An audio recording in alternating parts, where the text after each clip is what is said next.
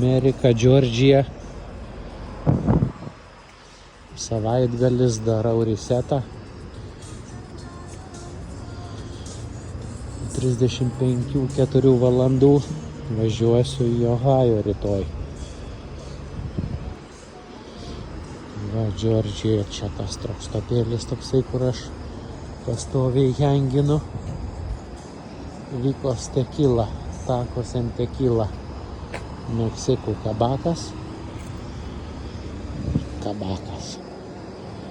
Šaragė tokia Meksikų, koks čia kabakas, nei vieno žmogaus nėra.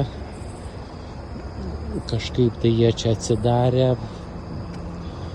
Pora ten yra moterų bobų tokių dirba viduj prie virtuviai. Dzedas Meksikas iš Meksiko City. 20 metų jau sakė, nebuvęs Meksiko City. Tik atvažiavo čia, perėjo per tą sieną. Tai taip ir žmogus nebuvęs, jau toks vyresnis už mane. Ir va čia va bando tą restoranėlį subildint. Bet tai blėt. Čia truba. Čia nieko nėra, vat keli trokistai. Jie irgi be pinigų sėdi čia. Trokia. Ten čipsus valgo ar ką. Ir pizdėts, o čia vat ir pas jį ir ploto ir visko. Yra viduj ten telikai, baras, viską būtų taip šiaip kaip ir nieko, bet vat nėra klientūros. Ir visio, ir toj Džordžijai tu čia daryk, ką nori. Siūly, ką nori, bet vat jeigu nėra žmonių ir pizdėts. Ir iš ko pragyvent aš neįsivaizduoju. Ar jie čia dar po antrus darbus kokius turi, ar kaip čia jie gyvena, aš nežinau. Nes iš šito restoranėlio ten pas juos tai ten nieko gero. Nors aišku, jeigu jie čia padarytų kokią reklamą ar kažką, tai kažkokius tai lauke staliukus padėtų. Kokius šiaudinius čia Mexican style sudėtų. Lauke kokias tenais link greitkelio lemputės, kažkokią reklamą šviečiančią, kad čia jau taco, salsa, la fiesta grande. Nu kažkaip tai taip tuos žmonės, tuos pravažiuojančius kviest, kurie čia nais, vat, iš Floridos į Čikagą važiuoja, į New Yorką, kad va tie turistai sustotų čia nais. Bet dabar kol kas tai čia sakau, tokia ramybė Lietuvos kaime, kur nors Kaišiadoryse. Ir tai gal veiksmas didesnis negu čia. Nes čia sakau, vat, atrodo vieta fantastinė, ploto. Jardas jau paima dydžio, čia nežinau, Lietuvoje tokių plotų net nėra įmanomų kažkur tai kažką įsinuomoti ar nusipirkti.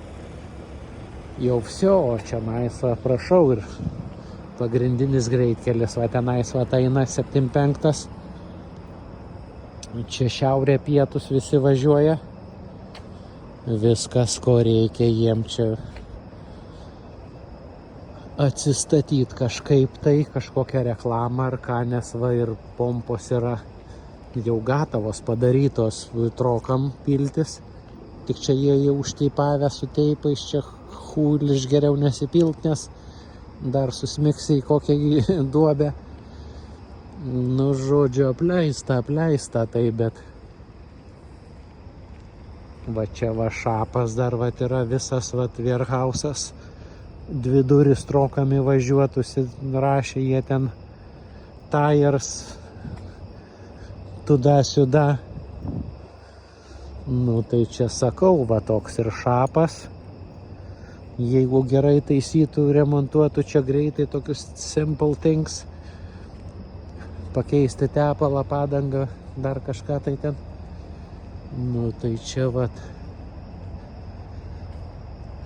toks kaip ir būtų neblogas taškas, bet dabar viskas kaip ir dead. Numirė, nieko, kažkokios tai mašinos ten pastatytos, kur tie žmonės, tų mašinų savininkai, aš net neįsivaizduoju. Turbūt kalas otke tenais tą Meksikų kabakė sustoja, nes čia vienintelis fan atvažiuoti šitą Letrokstopą pas Meksikus ir įpistalaus ar margaritą kokią. Nes aplinkui tai čia, blėt, kalnai, kloniai, miškai ir, kaip sakant, gamta graži, bet jeigu tu kažkoks tai nemedžiotojas, nežvejys, nepecekys, blėt, tai jau tau čia veikt nėra ką. Eina boba. Čia kažką nešas į Volkswagenas tas Beetle, kur irgi tokią mašiną nepamatysi niekur čia nais, tik turbūt Džordžijoje kažkur va tokiam šekia. Čia jį reikia turėti. tą mašiną proto, blėt, nusipirkti, ir kaip čia jinai pas ją atsirado, sakyčiau, koks dar Lenkas važiuoja, ar koks Litovcas, ar Rusas, tai tą suprasčiau. Senais laikais norėjo kažkokią tai vokišką aparatą įkirsti. Nu, bet čia tai, blėt, Amerikonė, aš nežinau, iš kur jinai tą Beetle gavus, nebent gal kažkas tai atidavė. Nu tai va, tai šiandienai tiek. Einam miegot, rytoj važiuosim į Ohajo. Pakėda.